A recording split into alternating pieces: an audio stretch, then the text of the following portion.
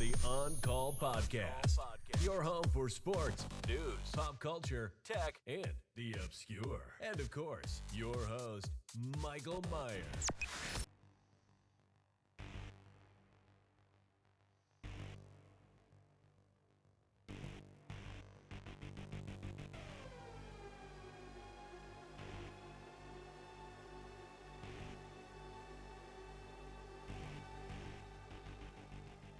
And a happy Saturday to everybody. This is the On Call Podcast. For anyone who is going to watch this on YouTube, now you get to hear it with the intro and the new intro along with it. The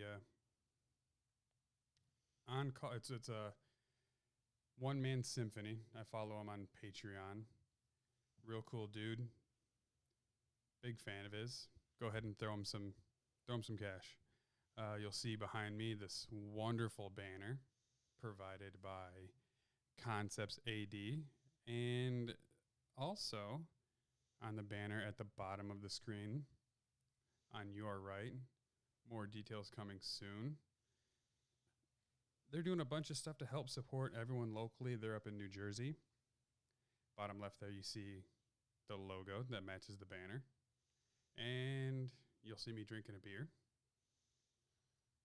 And what you don't see on screen is the wonderful Mrs. OnCallPod. How you doing there, baby? Oh, just living the dream. Fabulous. What did we do today?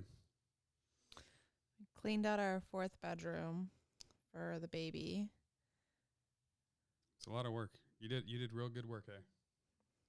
Did I? You did. I'm just a day laborer.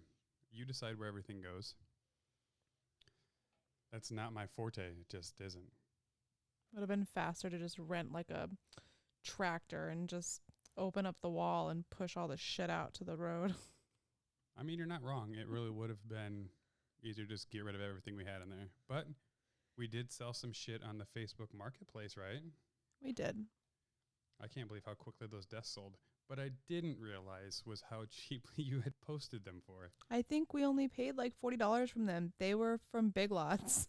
Oh, well, it's okay. So the biggest thing with those was the labor that it took me to put them together. I mean, I legitimately just wanted them out of the house. And, I probably could have listed them a lot higher with COVID and people homeschooling their children. Like, I'm pretty sure that's the person that purchased them. That very well could have been. That's her intent. Because I'll tell you what, the reason we have this wonderful, fabulous webcam is because it actually turned out to be cheaper to get a GoPro Hero8, which is their newest one, and their summer discounts, than it was to get a webcam used off of eBay. Should have bought stock in Zoom. That's true. We should have.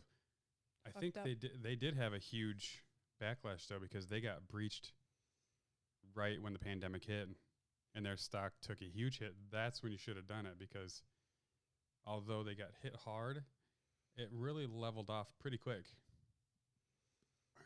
Hindsight is 2020. I'm wondering if that has even more meaning now in the year 2020 and the shit show that it's been. Like, is there some subliminal messages going on? I do hope that there is some good hindsight 2020.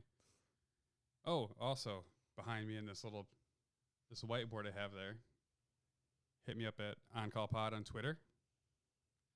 Give a like, a subscribe here on YouTube. Rate and review on iTunes, the OnCallPod. And at the top of the banner, you see conceptsad.com. Hopefully next week I'm going to be wearing a shirt from them when we record. There's some they're good people over there, babe. Real good people. Oh, and your hoodie's on the way. Black hoodie, gradient stethoscope, white letters. I think it'll pop. I'm excited. I mean, you could do hot pink letters, but that's not very gender neutral. You're right. I wondered about making the whole shirt gradient, but No. I don't know how well that would even mesh. Cheesy, babe. It's cheesy. Too cheesy. It's Yes. kind of like the cosmic stuff that everyone wears nowadays. Yeah, we're 30. Babe, I'm going to be 32 next month. Well, you're old, but, you know. I'm getting there. So today, after all the work that you performed, you decided to come on the podcast with me. And I'm eternally grateful because the fellow that's usually on, he'll be on another episode. Lowell is busy, getting busy. Listen, you have a pregnant lady here that will lay you whenever you want. Lowell is probably struggling, man. Pandemic, getting laid, it has got to be a struggle. So you cheer your friend on. I don't know, man. If he's searching for the service workers, you know, the bars are closed, restaurants are kind of not doing a whole lot. And I think he could make a killing. He's got a secure job. He's working in the media. He's got a paycheck. He could probably just a couple of dinners will get him whatever he needs. Just rake it in, huh? Oh, I bet he is. I bet he's doing well. I mean, traditionally women are pretty easy anyways. Well, we don't need to go into how we met. If you're mildly attractive, not a complete asshole. Oh, that's how I got you. And because I'm not a total prick. Ew, it's because you're so nice. It's gross, dude. Well, yeah, that's true. Like, you're so nice. Most of the time. Not always, though. Nobody wants a pushover. They don't?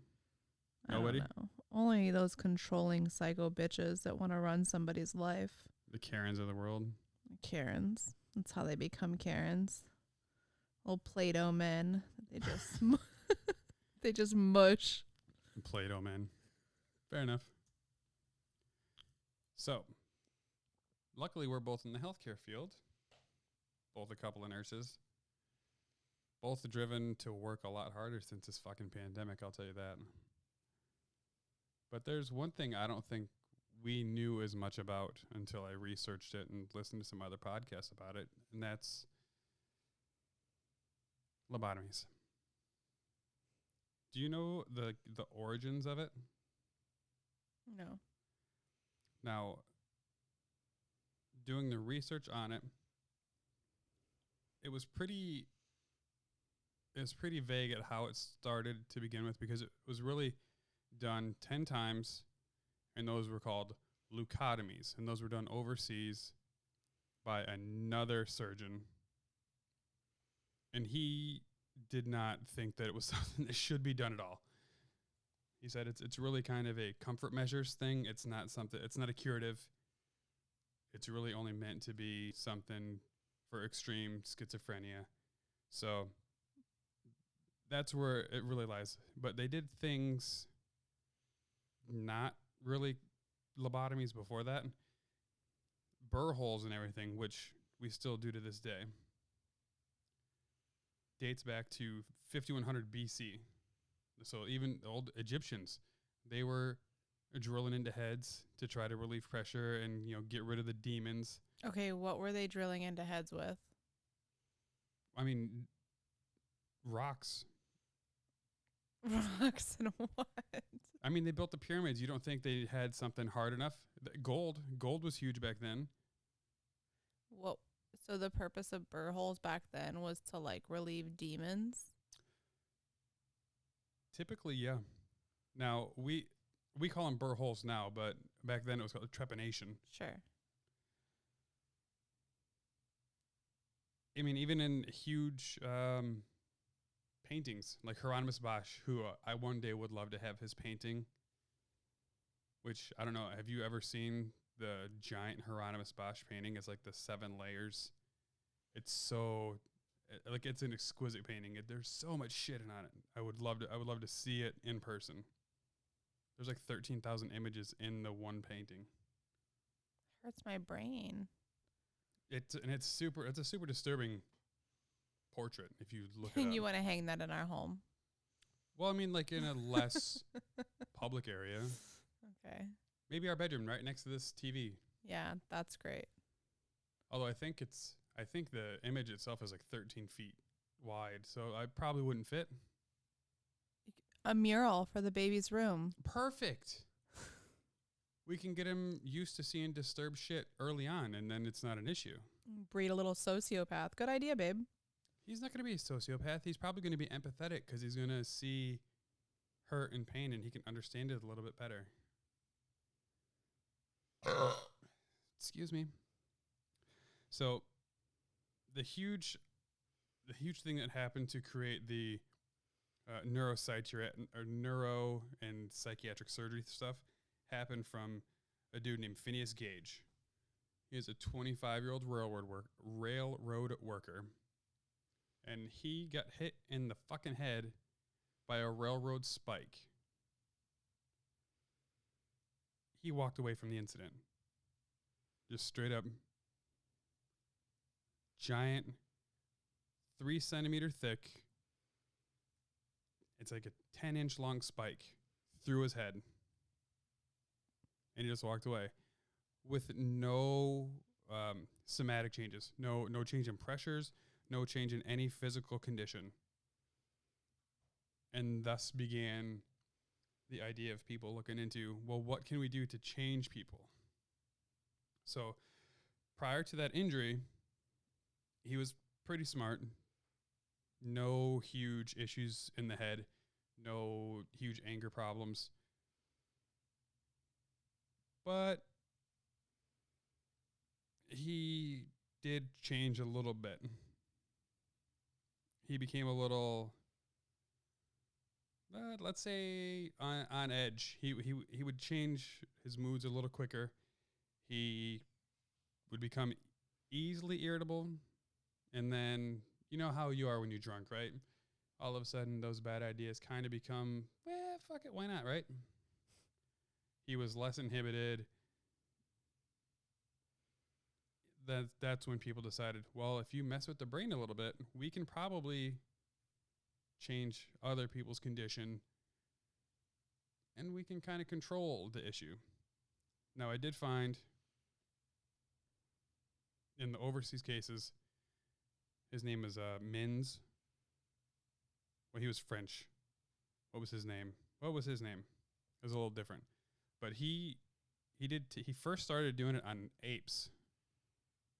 And they found that they could control a little bit. And before it was even deemed a successful thing, Mr. Freeman is Walter Freeman Jr., who graduated from George Washington University, second in his class. His father was also a famous psychiatrist or psychologist, one of those. Oh, no, a surgeon. He was a surgeon, too. He was hugely successful and invented other surgeries.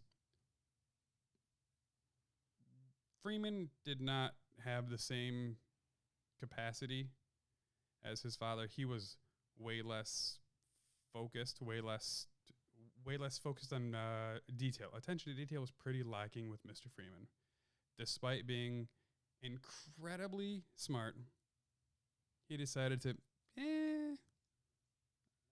didn't like working with people. He's essentially like working with house. Would you like to do that? I mean, it would have its perks and its downfalls. So Freeman did not like working with people, but once he went into practice with another doctor, they decided to try to perform these lobotomies, which got made first in the United States by a doctor named Gottlieb Burckhardt. Well, they were only doing it, Burckhardt was only doing it on extremely schizophrenic people. That is not a lot of people. Extreme schizophrenia is not incredibly... How many schizophrenics do you think you've met? I mean, that I can prove are schizophrenic. I mean, I've got my suspicions. I mean, in the hospital, like a handful. Like in my career, probably a handful. Oh, I was thinking only maybe one or two. No, I have definitely had at least 5. What do you think makes them schizophrenic? Just the voices? Schizophrenia is pretty crazy, man. And are we talking like paranoid schizophrenia, regular old schizophrenia? Oh, just schizophrenic was all the determining, because back then, schizophrenia was not labeled quite the same way as it is now. A lot of it then was quieting a voice, like voices in their head, and I guess now it'd be labeled paranoid schizophrenia. I mean, I think the paranoia usually goes hand in hand with the schizophrenia. But what makes you that way? Man, it's like the $1 million question. Something's not firing right. Trauma, but I don't really think it's trauma. I think that you're born. It's something that emerges, as you get older. I did hear that schizophrenia doesn't truly become prevalent in the brain until around 25. That's actually correct, I believe. It's later in life. And I think it's triggers. Like people usually have triggers that will flip that switch for them. Oh, thank God I made it past that time. No triggers yet. So, Mr. Burkhart, he did it on monkeys as well. And in 10 years of his research, he only did the leucotomy 6 times in his career and felt that it wasn't something that ever needed to be done unless under the most extreme circumstances for schizophrenics. And that's really just to calm them, to stop them from hurting themselves. Well, Mr. Freeman was a big fan.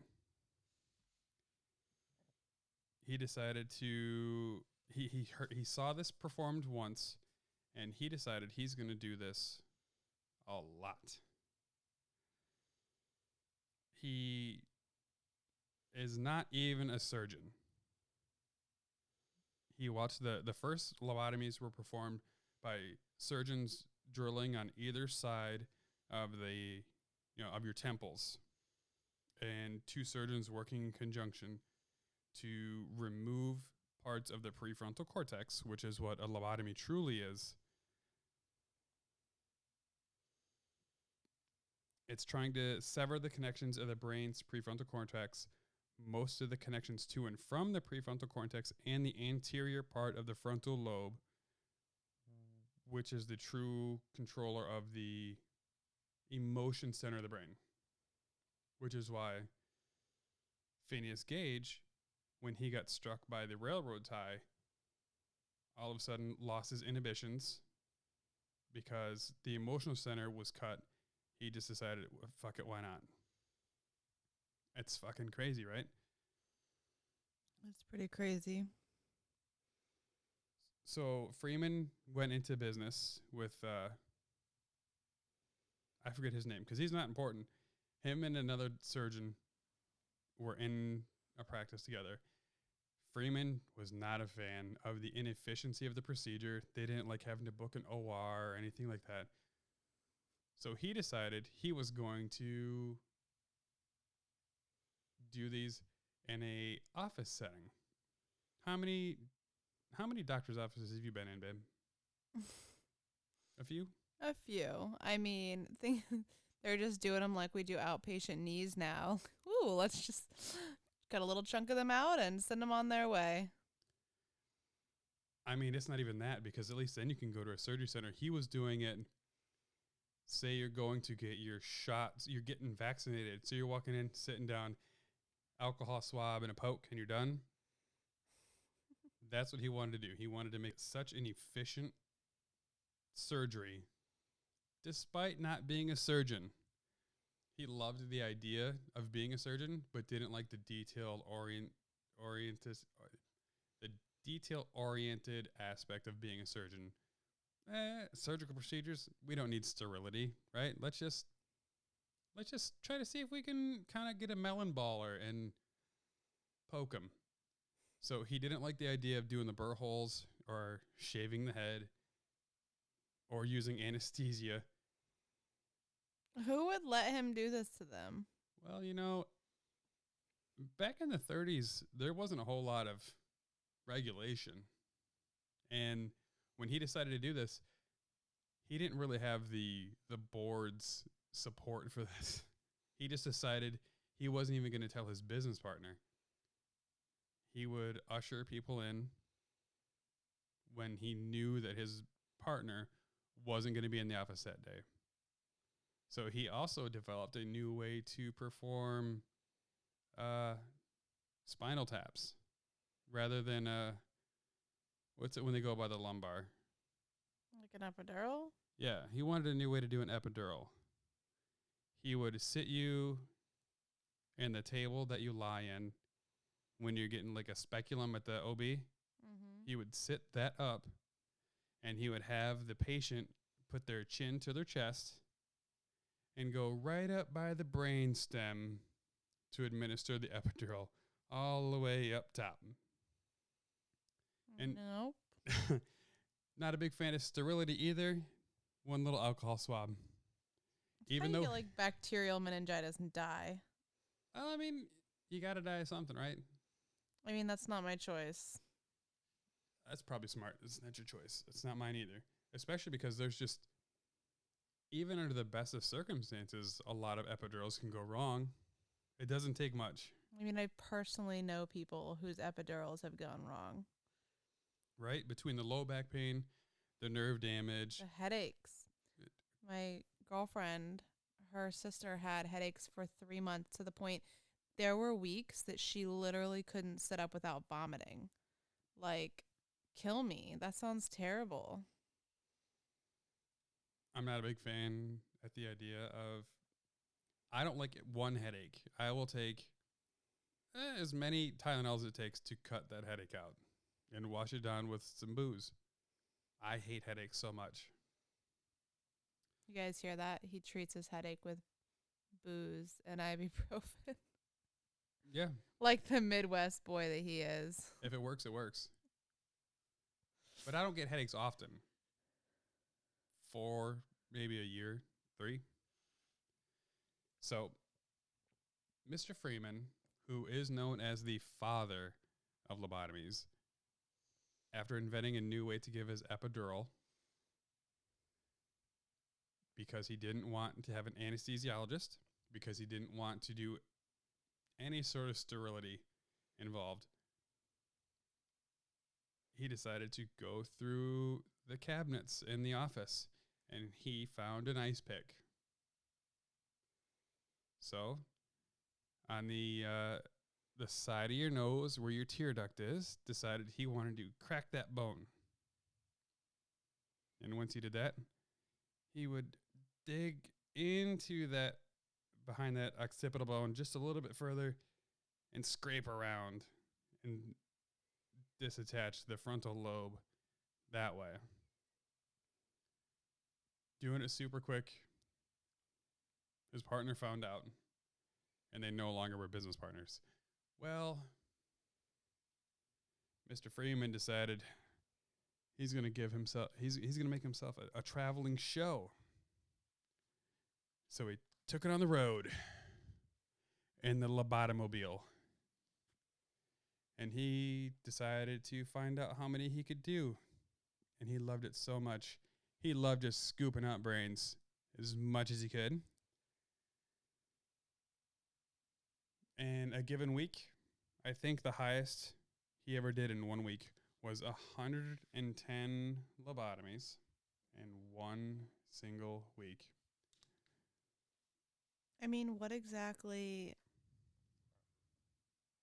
was he like what exactly was he removing, and what was he telling these people? Who agrees to this? So, and the things I read of the testimonials of people who had it done, a lot of it was mostly demanding husbands and commanding husbands, trying to have their wives a little more under control. They didn't like if women complained. There's another one, John Dowd, who was a 12-year-old boy whose stepmom didn't like him, took him to Freeman, and had a lobotomy done. In hindsight, later in his life, he didn't find out until he was 54 that he'd had a lobotomy done to him. He didn't know what was done until someone told him about the procedures. Like, oh, I had that done to me. I don't remember it much. He's a bus driver in the UK. A lot of lobotomies were done by loved ones who didn't want any, I didn't want any guff.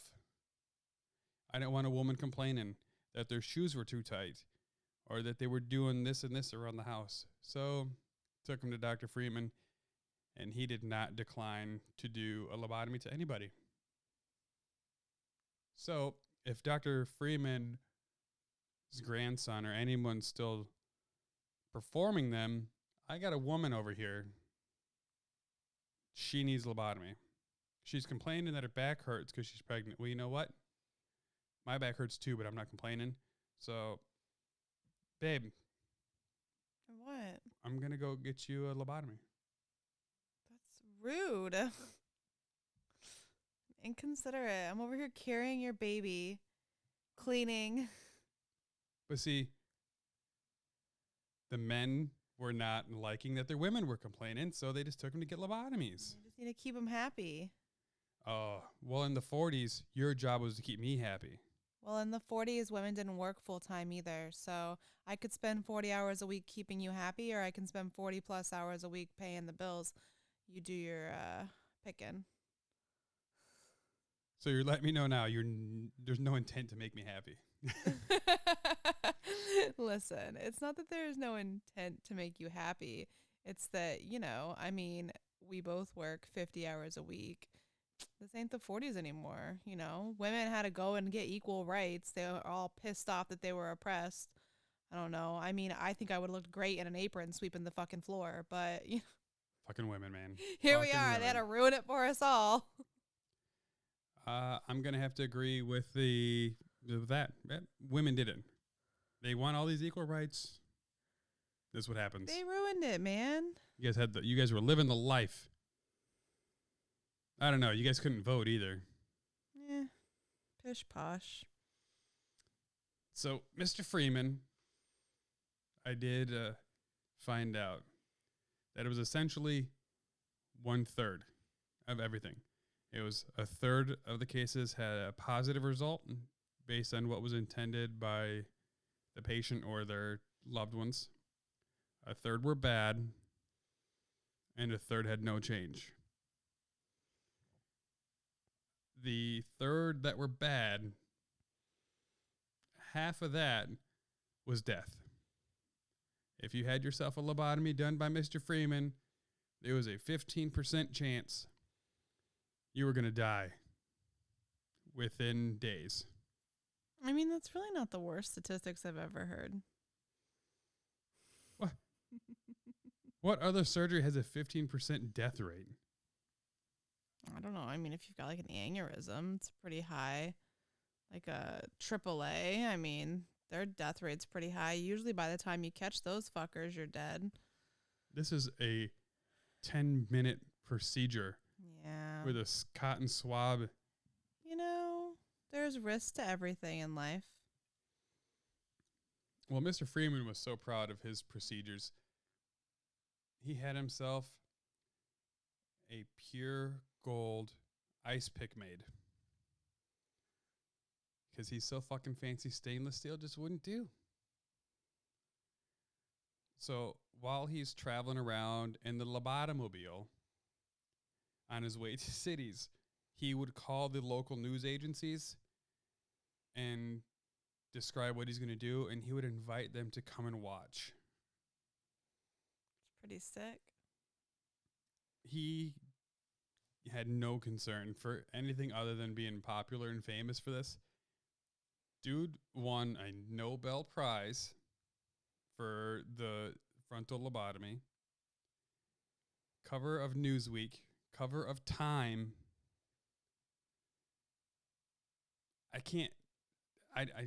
Oh my goodness. Once the procedure was prescribed and even families found out what was going on, hospitals started picking up the policy to perform these because when you deal with crazy patients, there was a lot more insane asylums back then. No one wants to deal with a patient throwing shit and hitting the other patients or orderlies or nurses or doctors. So even though this procedure had a 15% death rate and everything, no one had a perfect turnout of desired outcomes. But because the crazies weren't hitting anymore, it gained steam. So think of that you start acting up over there, I'm going to get an ice pick. You're going to live, but you're going to be catatonic.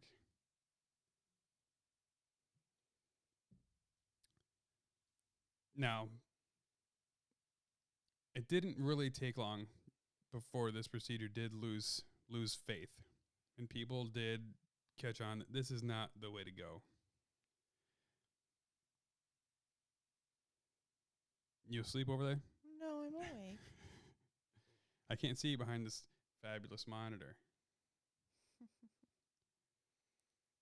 It did garner some negative publicity eventually, and it really didn't take long. It was only about 20 years that it was really super prevalent. You don't think 20 years is a long time? They didn't have any of the same practices we do now. No news media, no social media, really. Everything was essentially local. And if you think about the population of several million people in the United States, there was 25 to 35,000 performed entirely.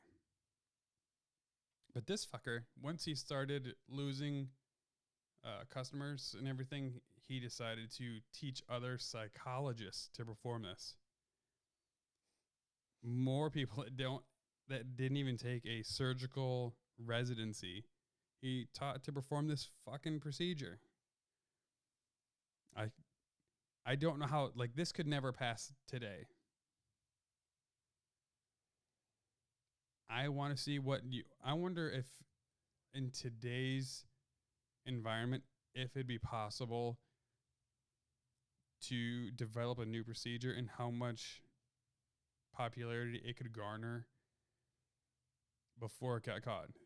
Could you do more than 25,000 knowing that there's a 67% chance that there's going to be no difference? Those are pretty shitty odds. Right? 67% chance that that's going to be no change or worse. Now, the most famous case of a lobotomy was by JFK's little sister. I think little sister. Either way, John F. Kennedy's sister. Do you know the story of Rosemary Kennedy? No. Well, I actually have a huge thing on her. I don't want to discuss it that much, but so Rosemary was born in 1918. When her mom was in to give birth, the doctor decided not to show up to the delivery. So the nurse that was supposed to help to deliver the baby actually grabbed the baby's head through mom's, love area and deprived the baby of oxygen, forced the baby to stay in mom's vagina for how long do you think?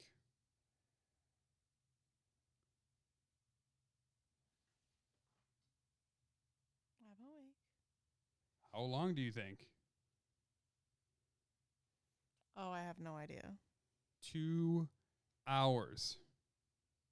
the nurse held Rosemary's head inside of her mom for 2 hours before the doctor showed up to deliver the baby. That's torture. That is a long fucking time to keep your hand inside someone's pussy to keep him from giving birth. So early on in their life, they called Rosemary retarded because you deprive a baby from good oxygen for that long, you're probably going to have some developmental delays. I mean, it's kind of surprising she survived. Right? Like now the baby had to have been having like D cells and stuff. And like now they're like, gotta get the baby out. Right. They're quick to yank a shit out. They'll grab you with a giant claw machine and pull the shit out. So awful. So there's a shit ton of super conflicting stories to how slow Rosemary was. If we're going to go based on the middle, she was probably slightly below average intelligence. But she did write letters. She did go to school. But she was not going to be valedictorian. There's everyone who's listening in or watching probably knows someone that's, he can flip burgers the rest of his life. But that is not the Kennedy way.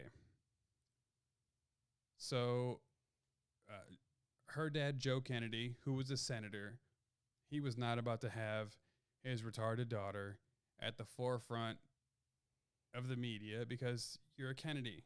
They are rich, they are powerful, they're elite. So he's already isolated little Rosemary, and they find Dr. Freeman. Dr. Freeman performs a lobotomy on her, which I think she was 19, maybe 21 at the time. They decided they wanted to have a lobotomy for Rosemary because there were reports of little Rosemary at 19 years old writing letters to boys, and she was a little bit promiscuous because she was, when she was younger, a beautiful girl. I feel like all the Kennedy women were. It's a good gene pool to be a Kennedy. So old Joe Sr. decided to have Dr. Freeman perform a lobotomy on Rosemary. What do you think those results were there, lover? I mean, did it make matters worse? So Dr. Freeman wanted to have a successful surgery. Well, procedure, because, cotton swab and an ice pick. You don't have to be, exact. So he decided to have Rosemary start singing songs while he was performing so he could see changes in her. So knock in there and then sing Mary Had a Little Lamb. Okay, she starts singing. And then, bam, all of a sudden, no longer is Mary Had a Little Lamb very intelligible, and she's now garbling her words. Old Dr. Freeman went a little too far when he was doing his surgery. And that was the last time that she was ever continent or spoke intelligibly. And from then on, at 20 years old, that was the last time his mom, Rosemary's mom, ever saw her. Joe saw the big fuck up, and he put her in a home. He institutionalized her. Let's see, where did he send her?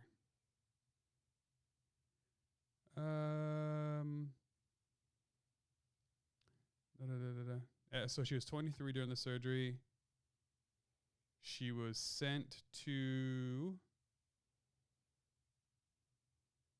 Damn it. It wasn't even on there.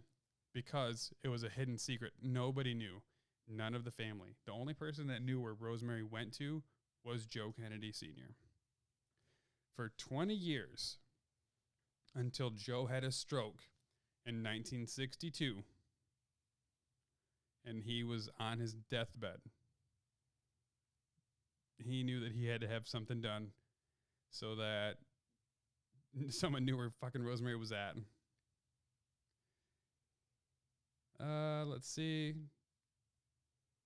This is actually the reason that JFK decided to have like the Special Olympics, and they were huge advocates for mentally disabled people. So like in the early 60s through the mid 60s, they put tons of money into the Social Security Act and developing stuff for like the Shrivers, the mental retardation planning amendment to the maternal and child health and mental retardation planning amendment to the Social Security Act. That's what it was. So you could have benefits for the rest of your life if you're found to be incapable of caring for yourself, which is awesome because, man, it would suck so much to just be born incapable of caring for yourself and to know that there's nothing's going to happen to you. Like, the fuck do you do? If you are born mentally retarded and you can't do anything for yourself, what are you going to do? I have no idea. I mean, those are probably the babies way back when that they would just flush. I mean, I can't say that I think that that's entirely wrong. Like, what kind of quality of life is that going to? I don't know. To? It's fucking shitty. And the parents die, and then where does that leave the kid? It's just really fucked up. And it's fucking expensive. It is so hard to house and care for someone that can't care for themselves. Even if you're successful in your life, like nowadays, it's like $4,500 just to room and board an elderly person in an ALF, and that's not even skilled nursing. Just making sure that they take their pills and eat 3 hots in a cot. That's it. It's $4,500 down here. Fuck, right? That is so much money.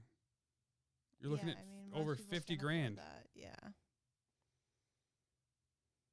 That's middle class just to make sure that someone can eat 3 meals, take their pills, and sleep with the roof over their head.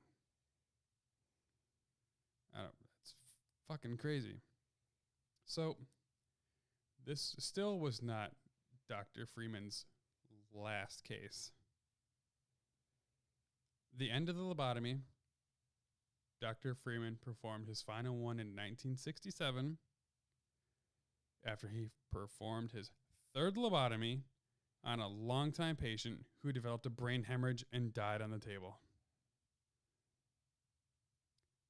That's not the last lobotomy in history because I'm pretty sure that they have done it this decade. Well, I guess the 2010s. Because under extreme circumstances of schizophrenia, I think they will do it. Now, Dr. Freeman, he decided he wanted nothing to do with anesthesia. So do you know how he would render them catatonic and unable to resist? Something fucked up, I'm sure. Electroconvulsive therapy. He would hook them up to some electrodes and shock the shit out of them until they passed out.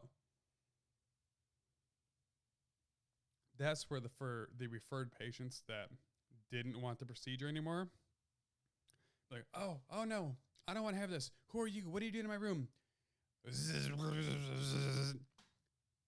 All right, she was crazy. You saw that, right? She needs this lobotomy. She can't handle this. She's crazy. And then he would start scooping out some brains. This dude is fucking crazy. They never... I don't know if you can... do you know if you can rescind a Nobel Prize? Because I don't know. I really don't know. I don't think you can. Once you get it, you kind of got it. I mean, how can they take it away? I don't know. they strip world titles from athletes, you'd think that they could take away a Nobel Prize. I don't know. That's woo. I'm glad that there's a lot of stuff the FDA and everything gets wrong, but I think controlling and stopping the lobotomy was one of those things. Like, well, yeah, let's stop. No, we can't do this one. This is kind of bad. Anyway, that was what I had on lobotomies. Now, electroshock therapy, they still do a lot of. There's a lot. Yeah, there's what is it? ECT day? Yeah, it's a whole day at the hospital we used to work at. Yeah, ECT. There's usually like 10 cases almost every Wednesday. It's weekly, yeah. I was there. I got to watch them walk in. It's You just couldn't pay me enough to work in psych. It's so fucking depressing. I heard a doctor say in 2020, we are reaching the middle ages of understanding of the human brain. We are no longer in the dark ages, but we know so little. We're the equivalent of being in the 1800s of knowing the brain. There's people on psych drugs that can be on it for 20 years, and then they wake up Tuesday morning, and this drug doesn't work anymore.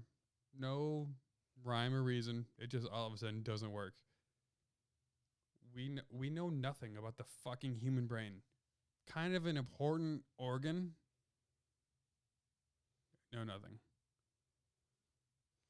It's very complex, though. We don't even understand the most of common conditions. We don't understand how depression works. We don't understand how to fix depression.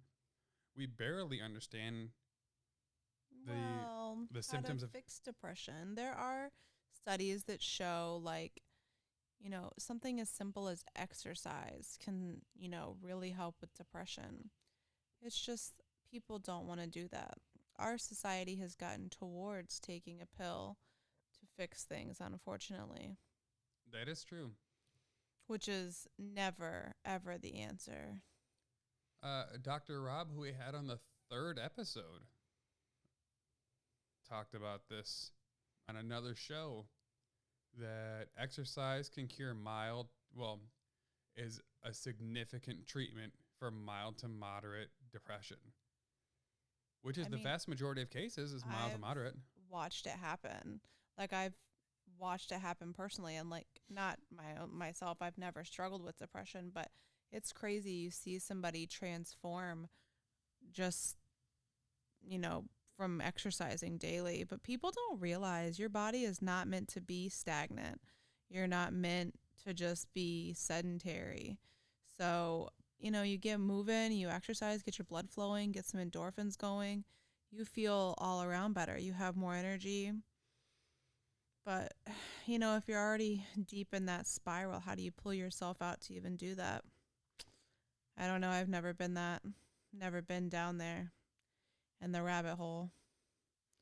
I do believe that it's pretty hard to get out of depression because in most things in your life, it's just easy to maintain. So once you start going down that rabbit hole, I'm with you. I don't know how to break out of it. But again, I think a lot of our society looks towards, if I take this pill, it'll fix things. But 9 times out of 10, you're going to take that pill. It's not going to fix it, and it's probably going to give you another problem. So then you're going to need another pill. And so on and so forth. And then you have how many side effects associated with that pill. So guess what? We'll give you a pill for your side effects. How does every depression drug say that, like, one of the largest side effects is suicidal ideations? So, like, you're going to give a depressed person this drug to fix their depression, but they might also want to kill themselves. What? Oh, how sad is that? We'll fix you or break you. Crapshoot. Like, What a gamble that is. So, baby, Yeah. what are we going to do tomorrow? I mean, people are going to come pick up our shit. Oh, yeah. This was a successful Facebook Marketplace day. It was. Treadmill, a couple of desks. Yeah. And then we're going to, the washer that was here when we moved in, that's next. Right? The washer or the dryer? It's a dryer. We sold the washer To Lara. to our friend, yeah, whose washer had just broken. You know, you ever notice your washer and your dryer, they never break at the same time. And your washer almost always breaks with like a full load of clothes in. That's what, hell, we had a couple breakdown at the last house. We had one breakdown at the last house, and it fucking died with mom's clothes and a full thing of water. That's what it was. It was shitty. Yeah, it broke a couple times, and then we always had the local appliance people come and fix it. Yeah. But, you know, I don't know. So we're going to shop for some baby stuff. Got to start looking at things. Because I'm 25 weeks pregnant now. Is that all? Feels like it's been forever. I feel like it's been forever that you've been using, but I'm growing your baby as an excuse. I hope every woman out there listening to this is like, fuck that guy. She's growing life. Oh, don't be saying that. Every woman does say that. So if a patient ever is like, oh, what's going on? She's sleeping. Well, she's growing your baby. Listen, I get that. Do you? I don't have to like it. Express your gratitude with foot rubs and back rubs. My gratitude? Yeah. We can clip that baby out right now and not have to show any more gratitude. He is not done cooking. No, I didn't say it had to be viable. You're fucked up, dude. I got a coat hanger. Oh my God, it's past that point, sir. Is it ever? Yeah, it's Late term abortions. Oh, what? You can feel him move now, you freak. I don't get to feel him move. Well, if you'd be a little patient with him. I want to listen here, fellas. I know it's awesome. I don't know what it is. I don't know if I have numb fingers or what it is. She'll like, oh, here, she'll grab my hand, put it on her belly. I got nothing. I can't feel minutes. And then she'll look at me quick and sudden. Did you feel it? I didn't. He doesn't hold his hand there for minutes. He's not that patient, everybody. He's not. This is my podcast. I hold it there for minutes. 6. It might be your 8 podcast, but it's a distorted view of reality, sir. How dare you? Delusion is delusion, whether it's your I know my podcast or not. I know my truth. Your truth. You're psycho. I know what I know. So, this has been the 24th episode of the On Call podcast. I had a hoot. The wife, I mean, I thought she was going to have more sarcastic remarks, but she's laying in bed, so I realized this is probably not the most idyllic situation for someone that you'd want poignant responses from. But alas, she came in again. This is only the second time she's been on, so I'm hoping she does it again, and I'm hoping she's a little more snarky and sarcastic and chimes in more next time. You're hoping for my snarkiness, are you? Well, you know, you're smarter than I am, and I have told many people. And people like you more than they like me. So, I figure if I bring you in more people will like and listen. I don't know why he thinks that. But I want to thank you for coming and joining me today. Most people say you're welcome. You're welcome, my love. And just because you cannot apparently take verbal cues, I'm going to withhold your cuddles tonight. The dog, Aria, will get all of them, even though I think she's been sleeping on you the whole podcast, right? She is dead asleep. dreaming. I don't know. I feel like you might hear her growls in the background. We had to give her some drink of some beer because, man, we could not get her to settle down. She was running nonstop during the thunder that we had while cleaning out the baby's room. I feel bad for her because this dog has so much anxiety. I know I should get her some CBD, but you don't know who to trust. You don't know what's the best CBD for your dog. You don't know what's approved and what's not. And she's so small, everybody. She's 6 pounds. She's 6 pounds. There's not a lot of room for error. Yeah, that's my biggest fear is like, I'm not going to just order it off Amazon because you don't know. I don't know what the strength is, the purity. I fear that I will give her beer. Okay. A couple of give shots her of beer. dog beer. Today, she was drinking Shock Top. So if there's anyone in the Inglewood area, the local mobile, $4.99 a 6-pack. You can't beat that. Can't beat it with a stick. Anyway, this has been the 24th episode of the On-Call Podcast. Like and subscribe on YouTube. Like, retweet, follow on Twitter at OnCallPod. On Facebook, facebook.com/OnCallPod. I had a hoot and a half. And the next episode, we will do a little bit of sports talk. And it will be about one of the most infamous days in baseball history. It was June. I have the date. It was June 10th, 1974. June 4th, 1974. Damn it. That was pretty close. You can look it up. June 4th, 1974 will be the topic of the next one. And I think, fuck it. We'll figure it out. I'll shoot the shit with you guys. We'll discuss some sports. And maybe you guys can give me advice on how to build a laptop or build a computer instead of overpaying for another Apple product so I can record this podcast in 1080p versus 720 with a decreased size of screen. Anyway, this has been your host, Michael Meyer. This is the On-Call Pod. Thanks for listening to the On-Call Podcast. Check us out on Twitter at OnCallPod. Interested in being a sponsor or want to be on the show? Drop us an email at oncallpod@gmail.com. For more info, go to oncallpod.com. And check out conceptsad.com.